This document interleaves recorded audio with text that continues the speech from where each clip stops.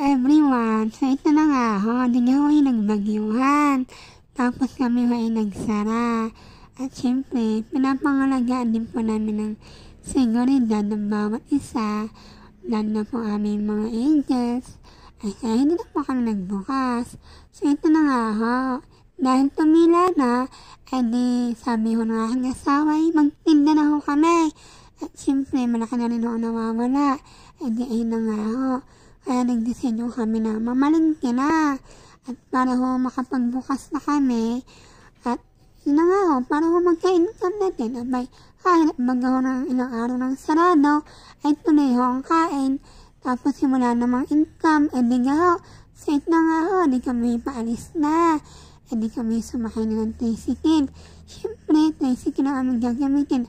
Wala na ho aming kutsi di tricycle na nga lang, ay paanin baga.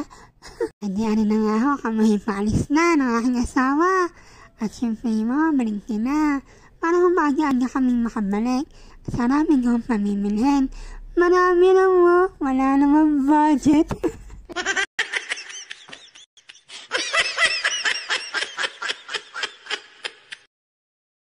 So ano na nga ho, malaan din ho kami sa grocery store kung saan kami mamimili na aking asawa ng mga pangangailangan sa lamian.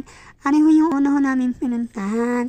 At kami okay na rin ho din Hindi ho kami bibili baga ng manok, tsaka ho ng ibang mga pangangailangan pa na mga snack baga ho sa aming fridge. Fridge daw ho.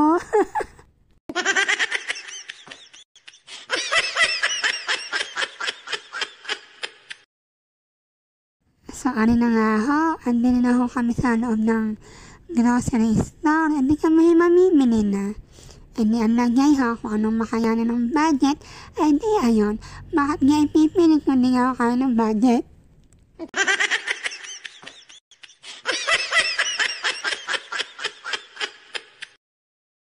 So ayan, nagtingin-tingin kunyari, may bibilhin.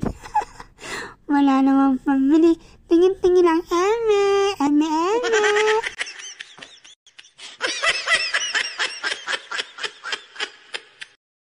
Tunay ho ay naghahanap ho aking asawa ng mangkok.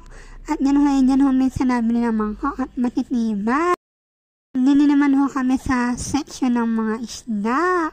At saka ho ng manok. Di sabi ko sa aking asawa, bili naman kami ng isda. At puro dyan ho kami sa sardenas. Kaya ayan, kahit medyo mahal, napilitang bumili. Ayan, pinagbigyan ho ako ng aking asawa. Sa takot na ako magligalig. Pagkakaligalig ko din nga ho naman.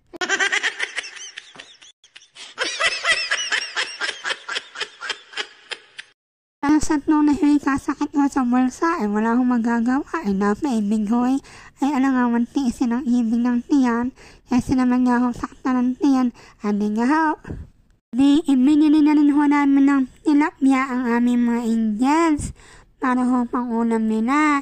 Hindi namin na rin ho na aking asawa at para na ho hindi nabibili sa talipapa. At kamahal nga din naman ho ng paninda sa talipapa. Nosis nga lang ho. Pagka ho budget ang pera, di nga ho. Kumbaga ho nag-i-inactive diyan, sabi ko do kay kuya, ay bakit may sugat ang isda? Wala yung maiba-iba naman. Hindi ako nagbibili lang naman.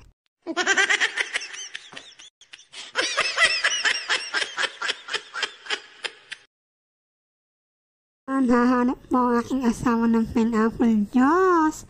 Panlagay po mamaya sa lulutuin niyang sweet and sour na isda. So yan, nagtatanong po siya kung saan na doon. Nadala naman yun sa kabilang lane. Hindi akin ho itinuro na kung nasaan. Hindi na mahirapang maghanap pa ang aking asawa. Ngayon na nga ho ang aking asawa. Pagkakalayo na.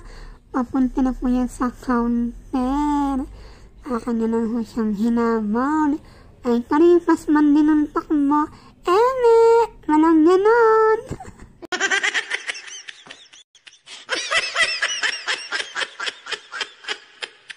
Naghahanap na po kami dyan ng counter na kung pwede kami ay mauna.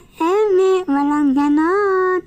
Ayan, finally, After 10 years, may nakita na makakatapos ng pagpapakwenta at nang makauwi agad. At siyak na marami na nag-aantay sa chicken, sa lumian. At ito na nga ho, andito na po tayo sa counter at try na po natin ang pagpapakwenta ng mga pinamili. After 10 years, nagpapakwenta na tayo ng pinamili. Hindi ganon.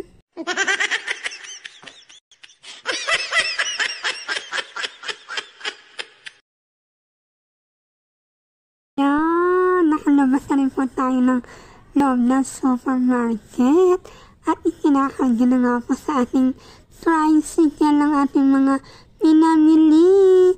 Thank you so much po sa iyo, Kuya, sa pag-a-assist sa aming mag-asawa. Na-appreciate po namin yan. Dahil dyan may papasko ka.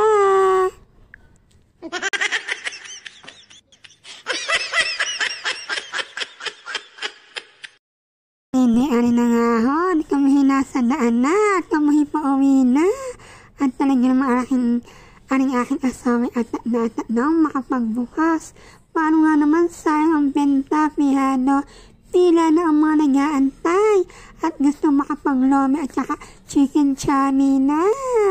At pagdating nga po namin, naku, may nakaabang na po agad ng mga customer at nagtatanong na kung magbubukas na daw po kami. At ang sabi po namin maya-maya pa, but take note, ang sabi nila, willing to wait daw. O saan ka pa, diba? Willing to wait.